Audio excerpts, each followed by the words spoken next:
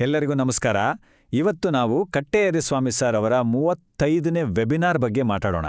ಯಾಕಂದ್ರೆ ಅವರ ಮಾತುಗಳಲ್ಲಿ ಯಾವಾಗಲೂ ಏನೋ ಒಂದು ವಿಶೇಷತೆ ಇದ್ದೇ ಇರುತ್ತೆ ಅಲ್ವಾ? ಮುಖ್ಯವಾಗಿ ಹಣದ ಬಗ್ಗೆ, ನಮ್ಮ ನಂಬಿಕೆಗಳು ನಮ್ಮ ಬದುಕನ್ನ ಹೇಗೆ ರೂಪಿಸುತ್ತೆ ಅನ್ನೋದರ ಬಗ್ಗೆ ನಡೆದ ಒಂದು ನಿಜಕ್ಕೂ ಅದ್ಭುತವಾದ ಚರ್ಚೆ ಇದು. ಕೇಳಿದ್ರಲ್ಲ, ಆತ್ಮೀಯರೇ ನಮಸ್ಕಾರ ಅಂತ. ಆ ಒಂದೇ ಮಾತಲ್ಲಿ ಎಷ್ಟೊಂದು ಆತ್ಮೀಯತೆ ಇದೆ ಅಲ್ವಾ? ಬಹುಶಃ ಇದೇ ಅನ್ಸುತ್ತೆ ಈ ಸಮುದಾಯದ ಅಸಲಿ ಶಕ್ತಿ.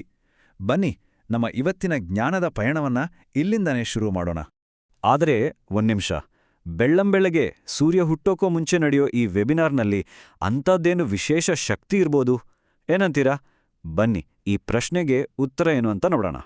ಸರಿ, ಎಲ್ಲವೂ ಶುರುವಾಗಿದ್ದು ಮಾರ್ಚ್ 29, 2026. ಸಮಯ ಮುಂಜಾನೆ ಸರಿಯಾಗಿ 5 ಗಂಟೆ. ಗೊತ್ತಾ, ಇದು ಕೇವಲ ಒಂದು ವೆಬಿನಾರ್ನ ಶುರುವಾಗಿರಲಿಲ್ಲ. ಬದಲಿಗೆ ಇದೊಂದು ಹೊಸ ದಿನದ, ಒಂದು ಹೊಸ ಚೈತನ್ಯದ ಆರಂಭ ಅಂತಾನೆ ಹೇಳ್ಬೋದು. ಸೆಷನ್ ಶುರುವಾದ ತಕ್ಷಣ ಪಾಠ ಶುರು ಆಗ್ಲಿಲ್ಲ, ಇಲ್ಲ. ಮೊದಲು ಗೈಡೆಡ್ ಮೆಡಿಟೇಷನ್, ಆಮೇಲೆ ಓಂಕಾರದ ಜಪ, ಜೊತೆಗೆ ಪಾಸಿಟಿವ್ ಅಫರ್ಮೇಷನ್ಸ್. ಇವೆಲ್ಲ ಸೇರಿ ಅಲ್ಲಿ ಸೇರಿದ್ದ ಎಲ್ಲರ ಮನಸ್ಸನ್ನು ಜ್ಞಾನವನ್ನ ಸ್ವೀಕರಿಸೋಕೆ ಪಕ್ಕಾ ರೆಡಿ ಮಾಡಿತ್ತು. ಹೀಗೆ ಎಲ್ಲರ ಮನಸ್ಸು ಶಾಂತವಾಗಿ ಸಿದ್ಧವಾದ ಮೇಲೆ ವೆಬಿನಾರ್ನ ಅಸಲಿ ವಿಷಯದ ಕಡೆಗೆ ಗಮನ ಹೋಯ್ತು. ಆ ವಿಷಯ ಬೇರೇನೂ ಅಲ್ಲ, ನಂಬಿಕೆಯೇ ಆದಾಯದ ಮೂಲ. ಅಂದ್ರೆ ನಮ್ಮ ಒಳಗಿನ ನಂಬಿಕೆಗೂ ನಮ್ಮ ಜೇಬಿನಲ್ಲಿರೋ ದುಡ್ಡುಗೂ ಡೈರೆಕ್ಟ್ ಕನೆಕ್ಷನ್ ಇದೆ ಅನ್ನೋದೇ ಇದರ ತಿರುಳು.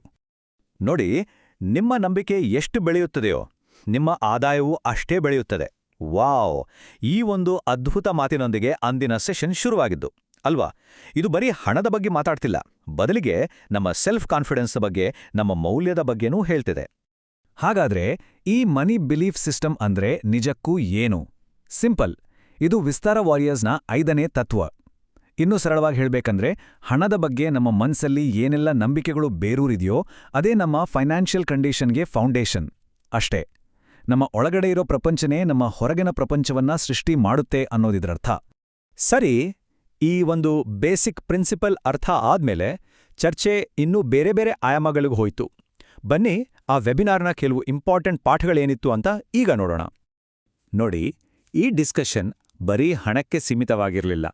ಜಾಬ್ ಸೆಲೆಕ್ಷನಿಂದ ಹಿಡಿದು ಸೆಲ್ಫ್ ಡೆವಲಪ್ಮೆಂಟ್ವರೆಗೆ, ಅಷ್ಟೇ ಅಲ್ಲ, ಮಕ್ಕಳನ್ನ ಹೇಗೆ ಬೆಳೆಸಬೇಕು ಅನ್ನೋ ವಿಷಯಗಳ ಬಗ್ಗೆನೂ ಮಾತುಕತೆ ನಡೀತು. ಯಾಕಂದ್ರೆ ನಮ್ಮ ಹಣದ ಬಗ್ಗಿನ ನಂಬಿಕೆಗಳು ಈ ಎಲ್ಲದರ ಮೇಲೂ ಎಫೆಕ್ಟ್ ಮಾಡುತ್ತೆ ಅಲ್ವಾ?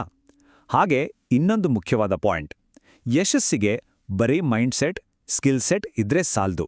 ಹಾರ್ಟ್ ಸೆಟ್ ಅಂದ್ರೆ ನಮ್ಮ ಇಮೋಷನಲ್ ಸ್ಟೇಟ್ ಕೂಡ ಅಷ್ಟೇ ಇಂಪಾರ್ಟೆಂಟ್ ಅಂತ ಒತ್ತಿ ಹೇಳಿದ್ರು. ಈ ವೆಬಿನಾರ್ನ ಇನ್ನೊಂದು ಸ್ಪೆಷಾಲಿಟಿ ಏನ್ ಗೊತ್ತಾ? ಇದು ಬರೀ ಒನ್ ವೇ ಲೆಕ್ಚರ್ ಆಗಿರಲಿಲ್ಲ. ಅಲ್ಲಿ ಭಾಗವಹಿಸಿದ್ದ ಅನಂತ್ ಸರ್ ಅವರಂತಹ ಸದಸ್ಯರು ಕೂಡ ತಮ್ಮ ಅನುಭವಗಳನ್ನು ಹಂಚಿಕೊಂಡ್ರು. ಅವರು ಆರ್ಥಿಕ ನಷ್ಟದ ಬಗ್ಗೆ ಹಂಚಿಕೊಂಡ ಒಂದು ಇಂಟ್ರೆಸ್ಟಿಂಗ್ ಪಾಯಿಂಟ್ ಈಗ ನೋಡೋಣ. ಅಬ್ಬಾ, ಅನಂತ ಸರ್ ಹೇಳಿದ ಮಾತು ಎಷ್ಟು ಸಿಂಪಲ್ ಆದ್ರೆ ಎಷ್ಟು ಪವರ್ಫುಲ್ ಆಗಿದೆ ಅಲ್ವಾ? ನಾವು ಹಣ ಕಳ್ಕೊಳ್ಳೋಕೆ ಇರೋದೇ 2 ಕಾರಣ ಅಂತೆ. ಒಂದು ಆತುರ, ಅಂದ್ರೆ ಅವಸರದಲ್ಲಿ ತಗೊಳ್ಳೋ ನಿರ್ಧಾರಗಳು. ಇನ್ನೊಂದು ಅನಾಚಾರ, ಅಂದ್ರೆ ತಪ್ಪು ದಾರಿ ಹಿಡಿಯೋದು. ನಿಜಕ್ಕೂ ಹಣಕಾಸಿನ ವಿಷಯದಲ್ಲಿ ತಾಳ್ಮೆ ಮತ್ತು ಪ್ರಾಮಾಣಿಕತೆ ಎಷ್ಟು ಮುಖ್ಯ ಅನ್ನೋದನ್ನ ಇದಕ್ಕಿಂತ ಚೆನ್ನಾಗಿ ಹೇಳಕ್ಕಾಗಲ್ಲ. ಓಕೆ, ಇಷ್ಟೆಲ್ಲ ಡೀಪ್ ಡಿಸ್ಕಷನ್ ಆದ್ಮೇಲೆ ಎಲ್ಲರೂ ಈಸಿಯಾಗಿ ನೆನ್ಪಿಟ್ಕೊಳ್ಳೋ ಹಾಗೆ ಒಂದು ಸಿಂಪಲ್ 3 ಸ್ಟೆಪ್ ಮಂತ್ರವನ್ನ ಹೇಳಿದ್ರು. ಆ ಪವರ್ಫುಲ್ ಮಂತ್ರ ಬೇರೇನೂ ಅಲ್ಲ. ಸ್ಟೆಪ್ 1 ಹಣವನ್ನ ಗಳಿಸಿ, ಸ್ಟೆಪ್ 2 ಹಣವನ್ನ ಉಳಿಸಿ, ಮತ್ತು ಸ್ಟೆಪ್ 3 ಹಣವನ್ನ ಬೆಳೆಸಿ. ಠಕ್ ಅಂತೆ. ಈ 3 ಸಿಂಪಲ್ ಸ್ಟೆಪ್ಸ್ ನಮ್ಮ ಫೈನಾನ್ಷಿಯಲ್ ಲೈಫ್ನ ಫೌಂಡೇಶನ್. ಈ ಎಲ್ಲ ಜ್ಞಾನ ಹಂಚಿಕೆ ಅನ್ನೋದು ಕೇವಲ ವೈಯಕ್ತಿಕವಾಗಿರಲಿಲ್ಲ. ಇದರ ಹಿಂದೆ ಒಂದು ಇಡೀ ಕಮ್ಯುನಿಟಿಯ ಶಕ್ತಿ, ಅದರ ಸಪೋರ್ಟ್ ಇತ್ತು. ಈಗ ಅದ್ರ ಬಗ್ಗೆ ಸ್ವಲ್ಪ ಮಾತಾಡೋಣ. ಆ ಸ್ಪೆಷಲ್ ಸಂಡೇ ಸೆಷನ್ನಲ್ಲಿ ಎಷ್ಟು ಜನ ಇದ್ರು ಗೊತ್ತಾ? ಬರೋಬ್ಬರಿ 20 ಜನ. ಇದೊಂದು ರೆಕಾರ್ಡ್. ಇದರಿಂದಾನೇ ಗೊತ್ತಾಗತ್ತೆ ಈ ಕಮ್ಯುನಿಟಿ ಎಷ್ಟು ಫಾಸ್ಟಾಗಿ ಬೆಳೀತಿದೆ ಅಂತ. ಹಾಗೆ ಜ್ಞಾನ ಪಡ್ಕೊಳ್ಳೋಕ್ಕೆ ಜನರಲ್ಲಿ ಎಷ್ಟು ಆಸಕ್ತಿ ಇದೆ ಅಂತನೂ ಗೊತ್ತಾಗತ್ತೆ. ಕೊನೆಗೆ ಕಟ್ಟೆಯರಿಸ್ವಾಮಿಯವರು ಎಲ್ಲರಿಗೂ ತುಂಬು ಹೃದಯದಿಂದ ಧನ್ಯವಾದ ಹೇಳಿದ್ರು. ಮೊದಲು ಈ ಬ್ರಹ್ಮಾಂಡಕ್ಕೆ, ಆಮೇಲೆ ತಮ್ಮ ಗುರುಗಳಾದ ಮಹೇಶ್ ಮಾಶಾಲ್ ಸರ್ ಮತ್ತು ಪ್ರತಿಭಾ ಮೇಡಮ್ಗೆ, ವಿಸ್ತಾರ ಜಿಂದಗಿ ಸ್ಟಾಫ್ಗೆ, ಹಾಗೆ ಜೊತೆಗಿದ್ದ ಎಲ್ಲ ವಾರಿಯರ್ ಸ್ನೇಹಿತರಿಗೂ. ಇವನ್ನು ಕೃತಜ್ಞತಾ ಭಾವ ಇದೆಯಲ್ಲ, ಅದೇ ಈ ಕಮ್ಯುನಿಟಿಯ ನಿಜವಾದ ಸ್ಟ್ರೆಂತ್.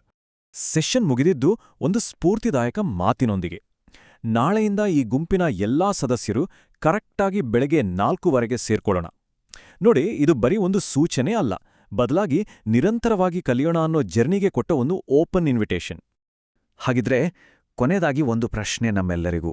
ಒಂದೇ ಥರದ ನಂಬಿಕೆ, ಒಂದೇ ಗುರಿ ಇಟ್ಕೊಂಡ್ರೆ ಅದು ಒಬ್ಬ ವ್ಯಕ್ತಿಯನ್ನ ಮಾತ್ರವಲ್ಲ, ಒಂದು ಇಡೀ ಸಮುದಾಯವನ್ನೇ ಹೇಗೆ ಬದಲಾಯಿಸ್ಬಿಡಬಹುದು ಅಲ್ವಾ? ಇದ್ರ ಬಗ್ಗೆ ಸ್ವಲ್ಪ ಯೋಚನೆ ಮಾಡಿ.